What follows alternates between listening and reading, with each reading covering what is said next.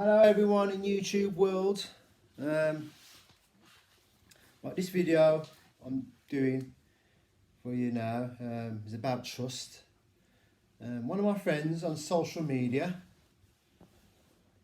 I've known him for that long. I've known him for a couple of years, but he's also a friend of my long-time dear friend who I've known, gosh, since he was a young lad growing up.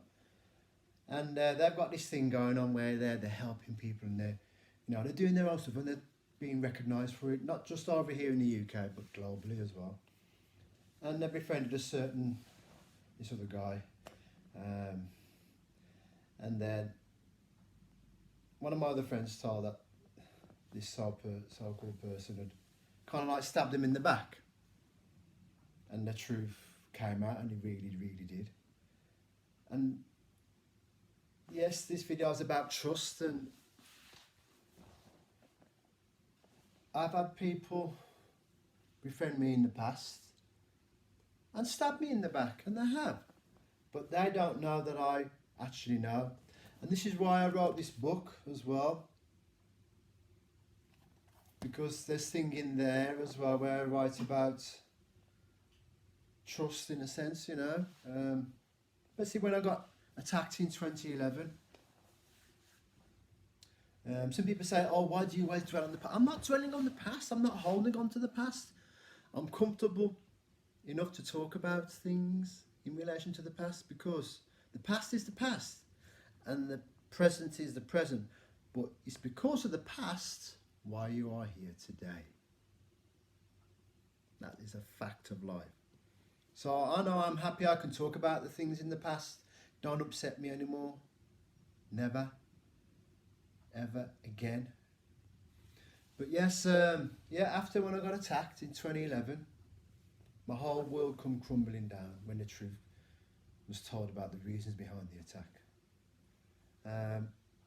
And not many, only select people knew about the truth of the facts, the reason why this person attacked me and tried to kill me, because of my skin colour. And plus there was a 30-year vendetta behind it as well, over 30 years. And some people did not believe that. They thought it was a random thing, but they didn't see the initial start of the attack outside. I was on my own, really. No one heard anything what was being said. So these people who said that I was a liar probably thought I'd made up things. Boy, believe you me, there was nothing made up about this attack. There was nothing. The CID told me everything about it, which I couldn't believe. What this guy had planned for all those years. It's terrifying when you think about it, and that someone wanted to kill you because of your skin colour. But anyway, getting back to these people who called me a liar over social media.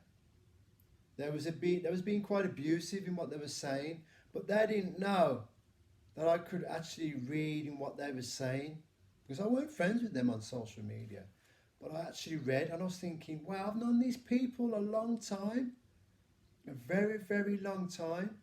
I've watched some of these, a handful of these people grow up from when they were like young teenagers into adulthood. And they said these things about me, calling me a liar, especially when my story went out on Central News. I was scared to do that. If I was telling lies, right, do you think that Central News would have allowed it to go on? Because they do the research as well behind the story as well, They have to find out the facts as well before it even goes out on air. Even before they actually see you, because they've got to find out themselves through their own investigations of my story, of what happened, before they actually interview me. So how can that be lies about what happened to me? But anyway, one person in particular, I found out later on that this person was diagnosed with a terminal illness, which You know, I feel sad about this, what had happened to this person. I really do. It killed that person. And it was one of those illnesses which was, that person never saw it coming. They couldn't be, you know, this person's doctors couldn't believe all of a sudden it was there, and this person had like weeks to live. Well, isn't that telling you something about the power of karma as well? But getting back to the truth and trust of things, you know, this person, I've really gone on well with this person. You just talk behind my back, you know, that's the thing with trust. That's why I have very few people who I trust in my life. And those people are my family, for one. You know, I've got a handful of friends as well, who I've known for a long time, who are still here with me to this day, and they still fight my corner to this very day. It's just a handful. Probably the digits I've got on my hand, who I really, really trust. Because I should trust a lot of people, and I think because of me being very soft-hearted kind of person, and I'm still soft-hearted, that's the way I am, but I've had to strengthen up certain parts of myself, not to let anyone in. This is probably why I'm on my own as well, because, you know, I was married twice, and again, that was trust in those marriages, and, you know, I feel like I failed in trying to be happy, you know, but it wasn't meant to be. So that's why I chose to stay on my own now, and I've been on my own now for nearly 3 years.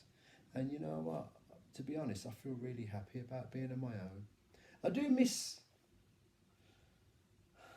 the chemistry and things like that, you know, in a relationship, but I've had to sacrifice that too, to be really and truly happy. And again, this boils down again to trust. And people say to me, oh Andrew, you know, listen, I said, listen, you haven't lived my life. You haven't been through what I've been through. I don't say I'm better than anyone else, because I'm not. And I never will be. You know, we are all equal, no matter who we are, where we come from. But yeah, getting back to the trust issue of life, I won't let many people into my life anymore.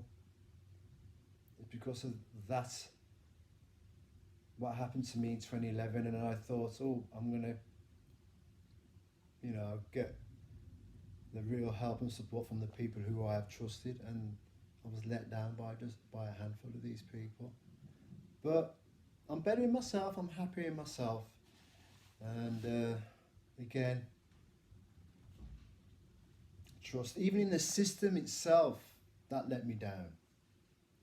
I've got no trust or faith in the system itself. This is why I'm doing things on my own. And if I don't make it to become where I want to be in life, then I'll just carry on being who I truly am. And I'm happy with that, come what may. But for those of you who really have been supportive, I can't thank you guys enough, because you've helped me along the way in my journey since that horrible year 2011, and the anniversary of it's coming up as well. But you know, that's been like 9 years now. It's been 9 years. That's gone quick, it really has. And the further away I am from it, the better I am. Excuse me. And again, for those of you who haven't got my book, what I'll do at this video, I will share the link for it for those of you who haven't got a copy. So please check it out. It's had another review again. It's got 9 5-star reviews. And I'm doing this to help other people who suffer in silence like I once did.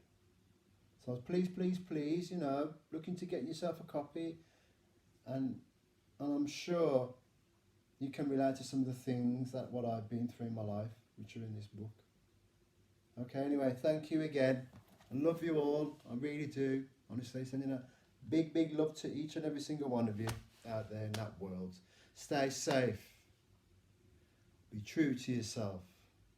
And number one, be kind. Be kind.